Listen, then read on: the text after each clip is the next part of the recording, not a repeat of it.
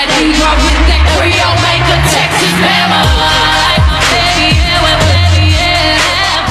They sing the song with the red lobster. Betsy McCoy is here, and you were actually dancing to Beyonce. That's all of the Beyonce and Jay-Z headlining Hillary Clinton's victory, rally tonight. It was not a Freudian slip. Here to discuss CNN political contributor Van Jones, Betsy McCoy, the former lieutenant governor of New York, who is supporting Trump, political contributor Hillary Rosen, a Clinton supporter, and political commentator Scotty Nell Hughes, a Trump supporter. Go ahead, you guys can smack me. We're just going to dance a little. Bless your dear heart, Tom. So what did you think of having Beyonce and Jay-Z? I ask you because you got a whole lot of attention for that. Well, I say bees and lemons for everybody. You don't want to go up against a beehive tonight? What did you think, honestly? Not at all. It looked very entertaining.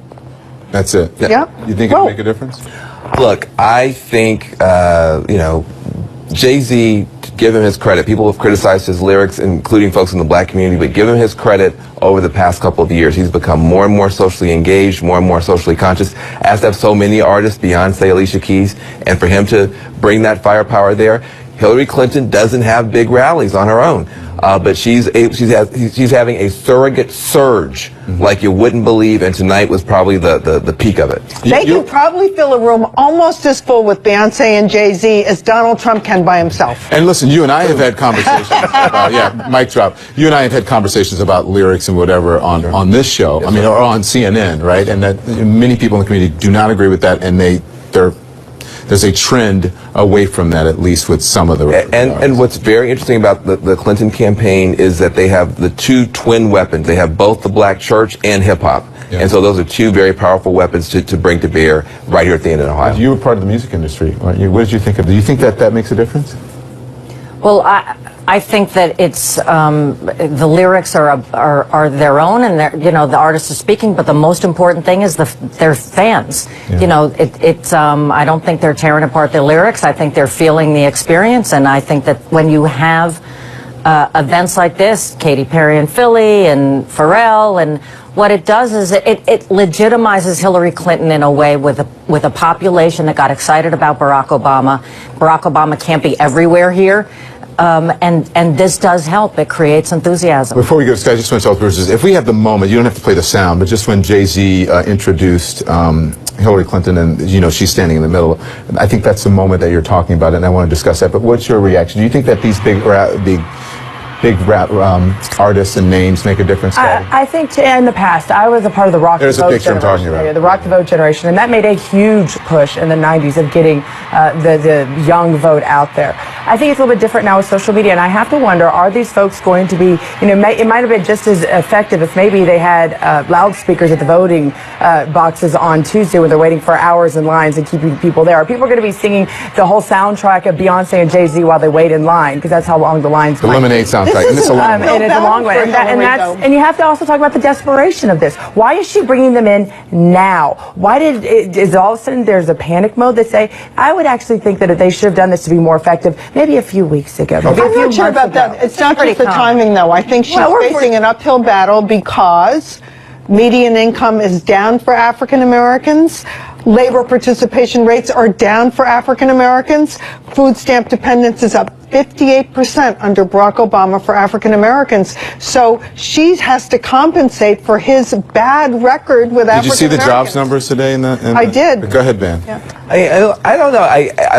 Republicans come out and they say all this sort of stuff, and you know what? People feel so terrible about Barack Obama and the black community that he's 98% support for the black community. So I just don't. I don't think that that people in the black community feel terrible about Barack Obama. Okay. By the way, almost 60% in the entire countries of approval for Barack Obama. So here, this is what I'm saying. I'm going to compare and contrast because that was a big moment tonight, right? When you have Beyonce and you have Jay-Z, and this is a Trump rally today. This is John Sununu, a Trump supporter in New Hampshire.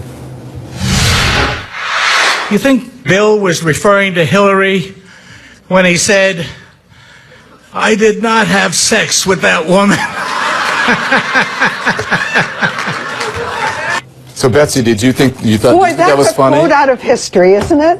You thought that was funny? You thought it was appropriate? His crowd thought that was very funny, and he's playing to his crowd. Think that's funny though? I think it's funny. I think it's funny because it reminds Republican voters that these accusations about sexual misconduct have been going on as long as politics has started. Really? Would you like that if your husband said that about you? Yeah. If somebody said that about your marriage? But that's Well, not. think that was Hillary funny? Clinton is the one who started But that's- it. Well, Hillary Clinton doesn't think it's marching out funny these either. women like ponies on a rope, making false charges I'm against sorry. Donald Trump. Okay. This is, But that, hold on, that's not what he said. that's not. He was talking about Hillary Clinton and talking about her attractiveness as a woman. I don't You think so. That's not what he Can we was play that again, reminding his please? audience Can we play it for- again?